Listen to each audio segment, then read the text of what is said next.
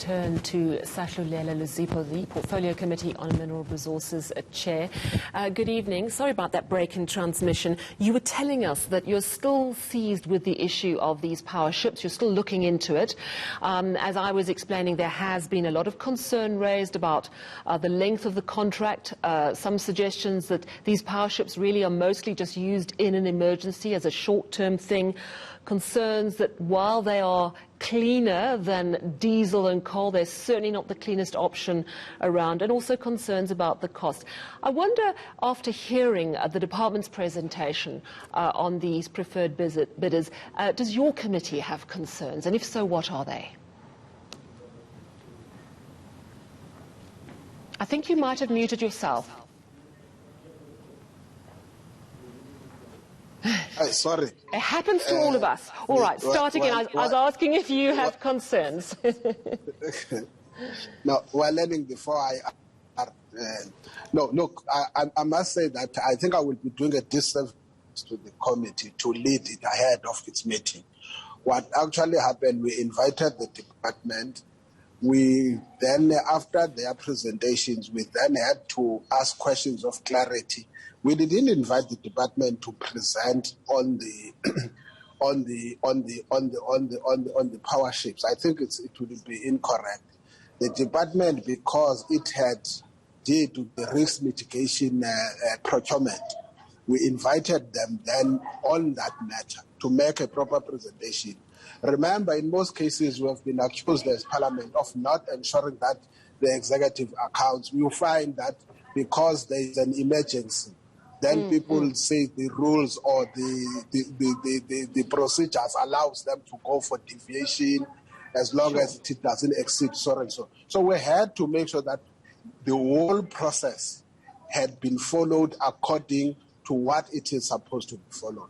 Whether after it has emerged, the committee now wants to delve to the other level, because at this stage there has been nothing that says in the manner in which this was done. There was never a public advert. There was never an exercise where all those who had an interest were allowed to make comments. It has not. There's nothing that is told has been untoward. The other issues that are being raised are issues that now the committee has to start and entertain and engage with them. But I must say this early in advance. Look, I don't like a debate that, to me, doesn't help. It only degenerates good mental arguments. The question of we may end up here having a non-starter debate, whether the public outcry, who constitute the public, how do you calculate public. All of us will represent specific and particular constituencies, including the organization we have called. We must respect them on what they stand for. I think you're making an excellent point. But that does not necessarily mean what they...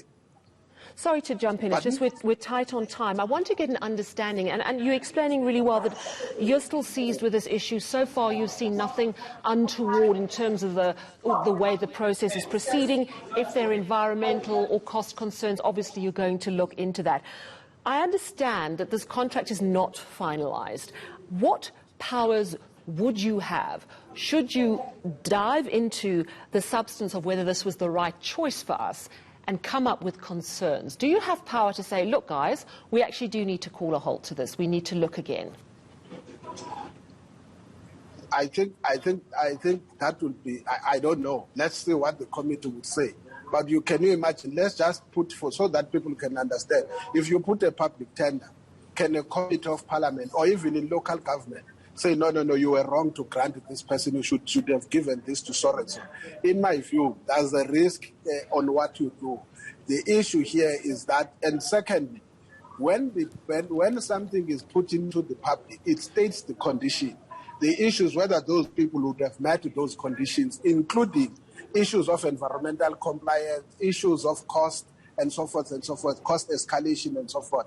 Those are the issues we may have to check as a committee. And probably if those have not been properly followed, and that's where the committee probably can come in. But also you must recall we should be careful as a committee to transcend on a matter. There is a committee on environment, forestry and fisheries, which also is allowed by law to take a stance in relation to issues of environment. That's a very good point you're making. So they might be able to say we need to have public hearings on this. We need to have an environmental impact assessment. Where is that? Has everything been checked according to the way it should be? Is that what you're telling me? That's up to the Committee on Environment, Forest and Fisheries. I don't think it's up to them. If they feel that there is an issue that must be taken up, most definitely it can happen. Also, if the Committee on Public Accounts feels that in terms of the procurement process, there have been certain things that are not necessarily fitting how public procurement is done, besides that, we can do what we will have as members of Parliament in this committee undertake to do what we are expected to do.